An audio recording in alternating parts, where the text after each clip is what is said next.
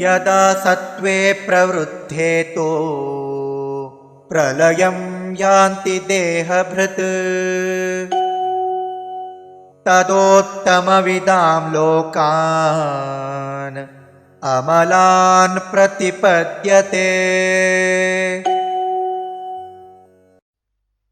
यदा सत्त्वे प्रवृद्धे तु प्रलयं याति देहभृत् तदा उत्तमविदां लोकान् अमलान् प्रतिपद्यते। यदा सत्त्वे प्रवृद्धे तु प्रलयं याति देहभृत् तदोत्तमविदां लोकान् अमलान् प्रतिपद्यते।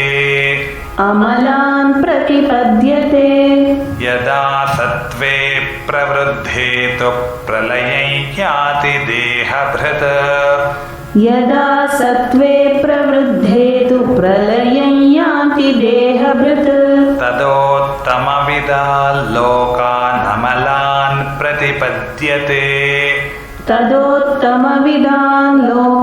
अमलान् प्रतिपद्यते। यदा सत्त्वे प्रवृद्धे तु प्रलयं याति देहभृत् तदोत्तमविदां लोकान् अमलान् प्रतिपद्यते। यदा सत्त्वे प्रवृद्धे तु प्रलयं याति देहभृत् तदोत्तमविदां लोकान् अमलान् प्रतिपद्यते।